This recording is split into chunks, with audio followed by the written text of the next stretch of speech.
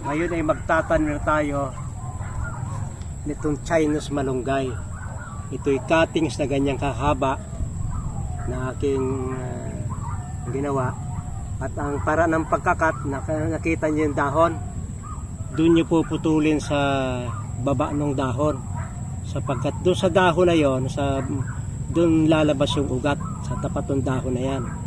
Kaya nakita niyo na mula sa ilang katawan na mahaba, nakapagpasibol kami ng ganyang karami. At ito nga pala, ito ay pwede na itong gulayin. Huwag niyo patataasin, puputulin na ninyo dito at gulay na yan. At kung ang mature na dahon ay kagaya niyan, kasi lalago ang dahon niya na ganyang kahaba, ang tangkay, ay pwedeng gulayin yan, yung mga mature na dahon. Ito yung malunggay na pwedeng hindi mo pataasin, pwedeng ganyan lang kataas yan, i-maintain mo. Pag may sisibulaga yung mga talbos, kuha mo ng kuha. Kaya kita nyo, ang pagtatanim namin ay malimit. Ganyan lang, sapagkat ang purpose niyan ay itong talbusan. Pag tumaas ang ganyan yan, tatalbusan na namin. Pag lumago ang dahon, gugupitin yan at kakainin namin yung ganyan dahon. Kaya ang pagtatanim ay pakikita namin sa inyo. Ganito lang kasimple.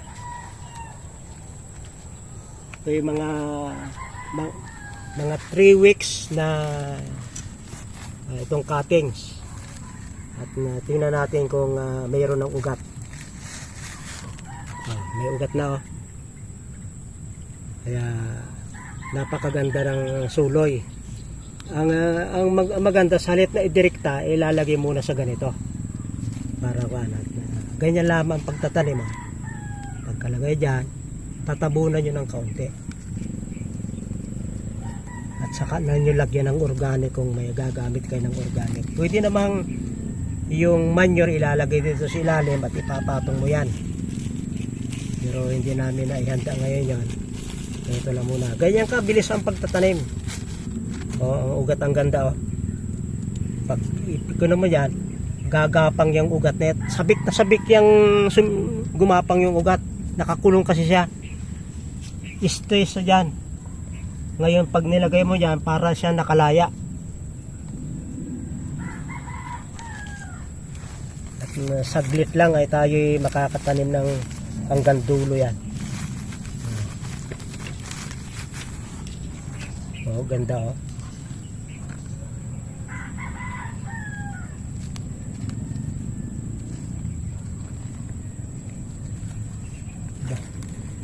Parang napahiwala yun, ano. Dapat pala na may nakaabang na kwan.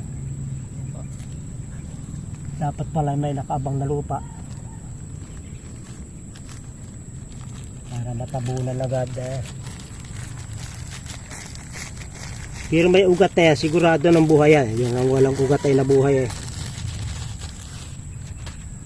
Yung ilalim may dayami.